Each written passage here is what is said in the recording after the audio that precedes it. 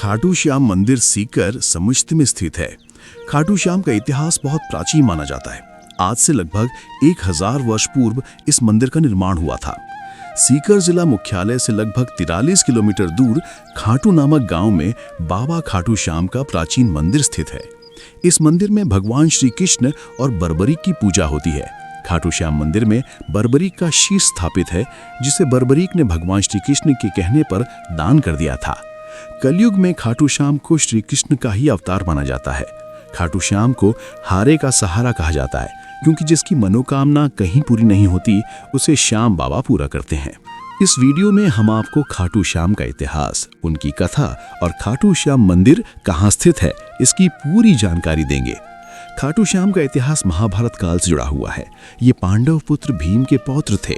इनकी वीरता और भक्ति से प्रसन्न होकर भगवान श्री कृष्ण ने इन्हें आशीर्वाद दिया था कि कलयुग में तुम मेरे नाम से पूजे जाओगे। खाटू श्याम जी का नाम बचपन में बर्बरीक था। घर परिवार, माता पिता और सभी लोग उन्हें बर्बरीक नाम से ही जानते थे। कहा जाता है कि भगवान श्री कृष्ण ने उनके घुंघराले श्याम वर्ण के बालों के कारण उन्हें श्याम नाम दिया। खाटू श्याम जी को कई नामों से जाना जाता है। श्याम बाबा, 3 बाणधारी, शीश के दानी, खाटू वाले श्याम, हारे का सहारा, लख दातार, नील घोड़े के सवार, खाटू नरेश आदि। उन्हें मोरवी नंदन भी कहा जाता है। खाटू श्याम जी की कथा महाभारत काल से शुरू होती है। बलवान भीम के पुत्र का नाम था घटोत्कच। घटोत्कच का विवाह मोरवी से हुआ था। मोरवी और घटोत्कच के घर एक पुत्र का जन्म हुआ, जिसका नाम रखा गया बर्बरीक। बचपन से ही बर्बरीक बहुत वीर और पराक्रमी थे। उन्होंने अपनी माता मोरवी और भगवान श्री कृष्ण से युद्ध कला सीखी। आगे चलकर बर्बरीक ने भगवान शिव की कठोर तपस्या की। भगवान शिव उनकी तपस्या से प्रसन्न हुए और उन्हें 3 दिव्य बाण प्रदान किए। कहा जाता है कि इन 3 बाणों से बर्बरीक तीनों लोकों को जीत सकते थे। समय बीता और महाभारत का युद्ध शुरू होने वाला था। कौरव और पांडवों के बीच युद्ध की तैयारी चल रही थी। तब बर्बरीक अपनी माता के पास गए और युद्ध देखने की अनुमति मांगी। माता मोरवी ने उनसे पूछा, पुत्र, तुम किसकी ओर से युद्ध लड़ोगे? बर्बरीक ने उत्तर दिया, माता, जो पक्ष हार रहा होगा मैं उसी का साथ दूंगा। माता से आज्ञा लेकर बर्बरीक महाभारत का युद्ध देखने के लिए निकल पड़े। भगवान श्री कृष्ण ये सब देख रहे थे। श्री कृष्ण जानते थे कि यदि बर्बरीक युद्ध में शामिल हो गए तो युद्ध का परिणाम बदल सकता है। इसलिए श्री कृष्ण ने बर्बरीक को रोकने का निश्चय किया। रास्ते में भगवान श्री कृष्ण ब्राह्मण का रूप धारण करके बर्बरीक के सामने आए और बोले, बालक, तुम अकेले 3 बाण लेकर कहाँ जा रहे हो? बर्बरीक ने उत्तर दिया, मैं महाभारत का युद्ध देखने जा रहा हूँ और जो पक्ष हार रहा होगा मैं उसी की ओर से युद्ध लड़ूंगा। श्री कृष्ण मुस्कुराते हुए कहा, क्या तुम केवल 3 बाणों के सहारे युद्ध लड़ोगे? इतने से तो 3 सैनिक भी नहीं मरेंगे। ये सुनकर बर्बरीक बोले, ब्राह्मण देव, ये कोई साधारण बाण नहीं है। इन्हें मुझे मेरे आराध्य भगवान शिव ने दिया है। 3 बाण तो क्या, 1 बाण ही पूरे युद्ध को समाप्त करने के लिए पर्याप्त है। श्री कृष्ण तो पहले से ये बात जानते थे।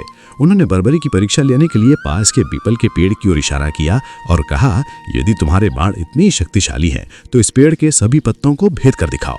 तब बर्बरीक ने बाण निकाला, अपने आराध्य का स्मरण किया और बाण छोड़ दिया। वो बाण पीपल के पेड़ के सभी पत्तों को भेदता हुआ निकल गया। इसके बाद बर्बरीक ने ब्राह्मण से पूछा कि आप कौन हैं और आप मुझसे क्या चाहते हैं? तब ब्राह्मण रूप में खड़े श्री कृष्ण ने कहा, मुझे तुमसे दान चाहिए, क्या तुम दोगे? बर्बरीक ने कहा, मांगिए, आपको क्या चाहिए? तब ब्राह्मण ने कहा, मुझे तुम्हारा शीश दान में चाहिए। ये सुनकर बर्बरीक समझ गए कि यह कोई साधारण व्यक्ति नहीं है। उन्होंने प्रार्थना की कि ब्राह्मण अपने असली रूप में दर्शन दें। तभी भगवान श्री कृष्ण अपने दिव्य रूप में प्रकट हुए। अपने आराध्य को सामने देखकर बर्बरीक धन्य हो गए। फिर बर्बरीक ने बुरी रात भजन किया। अगले दिन फाल्गुन शुक्ल द्वादशी को स्नान करके उन्होंने बिना देर किए अपना शीश काटकर भगवान श्री कृष्ण के चरणों में अर्पित कर दिया। भगवान श्री कृष्ण ने उस शीश को एक ऊंचे स्थान पर रख दिया ताकि बर्बरीक पूरा महाभारत का युद्ध देख सके। बर्बरीक की दानवीरता से प्रसन्न होकर भगवान श्री कृष्ण ने उन्हें अपना नाम श्याम दिया और आशीर्वाद दिया कि कलयुग में तुम मेरे नाम से पूजे जाओगे। जो भी हारा हुआ, दुखी या टूटा हुआ व्यक्ति तुम्हारे पास आएगा, उसकी सभी मनोकामनाएं पूरी होंगी और उसके दुख दर्द दूर होंगे। कहा जाता है कि जहां बर्बरीक का शीश स्थापित किया गया था, आज वहीं विश्व प्रसिद्ध खाटू श्याम मंदिर बना हुआ है।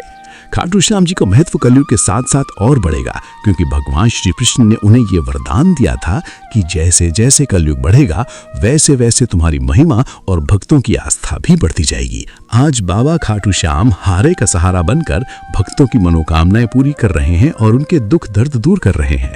ऐसा माना जाता है कि जो व्यक्ति जीवन में दुखों से घिरा हुआ हो, हार चुका हो, निराश हो चुका हो, उसे एक बार अवश्य खाटू श्याम जी की शरण में जाना चाहिए। दोस्तों, हमें उम्मीद है कि बाबा खाटू श्याम का इतिहास और उनकी ये अद्भुत कथा आपको जरूर पसंद आई होगी। कमेंट बॉक्स में खाटू श्याम धनी की जय लिखकर अपनी आस्था जरूर व्यक्त करें। वीडियो अच्छा लगे तो श्याम भक्ति दरबार को लाइक और सब्सक्राइब जरूर करें। धन्यवाद।